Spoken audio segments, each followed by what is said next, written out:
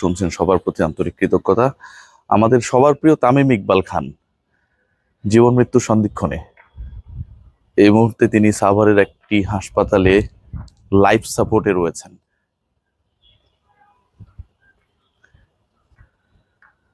এই নিউজটা জানার পর আপনারা সবাই জানেন যে ফেসবুক মোটামুটি ছড়িয়ে পড়েছে তামিম ইকবালের জন্য, সবাই প্রার্থনা করছেন।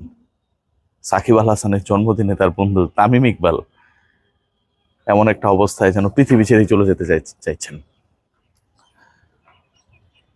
আমার সাথে কথা হয়েছে ক্রিকেটারদের, মেহেদী হাসান মিরাজের সাথে কিছুক্ষণ আগে কথা হলো।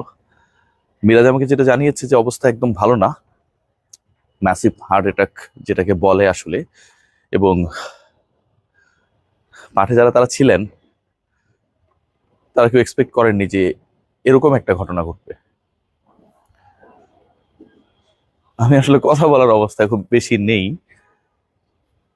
বিকেএসপির ম্যাচগুলো রমজান মাসে হওয়ার কারণে অ্যাভয়েড করি। লাস্ট দুদিন আগেও তামিমের সাথে আমার কথা হচ্ছিল, কোন একটা বিষয়ে আমাদের কথা হচ্ছিল, আমি কল রিসিভ করতে পারি নাই। পরে আমি তামিমকে ব্যাক করলাম, অনেকক্ষণ কথা হলো। তার দুদিন আগে অনেকক্ষণ কথা হলো। And it's all about cricket. বাংলাদেশের ক্রিকেটকে কিভাবে ফিক্সিং মুক্ত করা যায়, বাংলাদেশের ক্রিকেটটাকে কিভাবে এমন একটা পর্যায়ে নেওয়া যায় যেখানটায় নেক্সট 10 ইয়ার্সে বাংলাদেশ ভারতের মতো করে প্রতিভা ট্যালেন্ট বের করবে, তামিম ইকবাল সেখানটায় কি করতে পারে, এই আলোচনাগুলো হচ্ছিল। সেই মানুষটা এই মুহূর্তে জানে না আসলে তার কি অবস্থা, তার সেই জ্ঞানটুকু নেই। লাইফ সাপোর্ট বলতে আমরা কি বুঝি ভাবতে পারেন? তার থেকেও বড় ব্যাপার,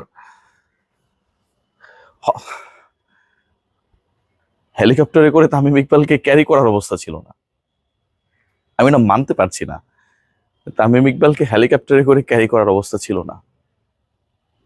দ্রুত অ্যাম্বুলেন্সে করে স্থানীয় হাসপাতালে ভর্তি করা হয়েছে। বাংলাদেশ রাষ্ট্রের যত ক্ষমতা রয়েছে, যত শক্তি রয়েছে, যত অ্যাবিলিটি রয়েছে, আমার আমার করজোড়ে আমার প্রার্থনা যে বাংলাদেশ অ্যাজ আ স্টেট আমাদের এই সুপার হিরোর জন্য যেন সবটুকু ঢেলে দেয়, সবটুকু করে। জাস্ট ডক্টরসরা এই মুহূর্তে তামিম ইকবালের পাশে যারা রয়েছেন তারা ছাড়া আমরা কেউ জানি না তামিম কোন অবস্থায় রয়েছেন।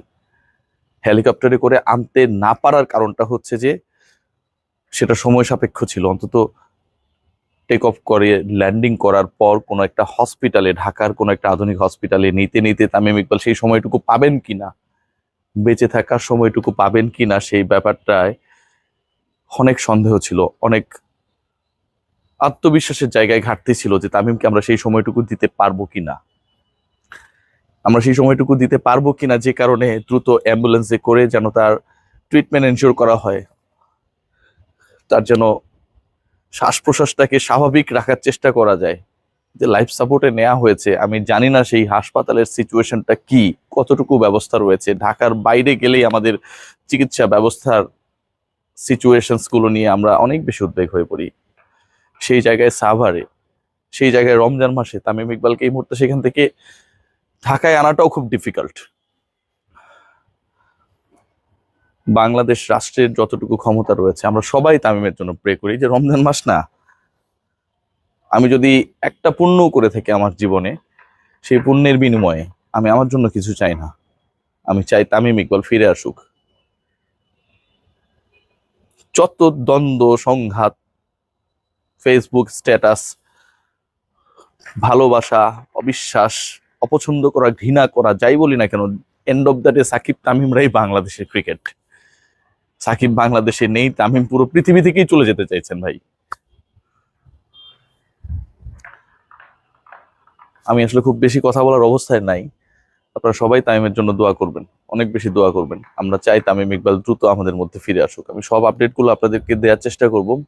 মেন্টালি আমি একদমই ভালো অবস্থায় নেই, নিশ্চয়ই আপনারা সবাই জানেন কেন এভাবে বলছি। আমি সেই কনফিডেন্সের জায়গা থেকে আসলে কথা বলতে পারছি না। আমি জানি না যে তামিম ইকবালকে নেক্সট আমি যখন কলটা করব, সেই কলটা কবে করতে পারবো। কখনো তামিম আমাকে খুঁজবে, আমাকে বলবে কি ভাই আপনি কই থাকেন, ফোন ধরেন না কেন, এই কথাটা আমি কবে শুনতে পারবো আমি জানি না। বাট শুনতে চাই তামিম, খুব দ্রুত শুনতে চাই, খুব দ্রুত শুনতে চাই। দ্রুত ফিরে আসুন আমাদের মাঝে, দ্রুত সুস্থ হন। সবাই ভালো থাকবেন।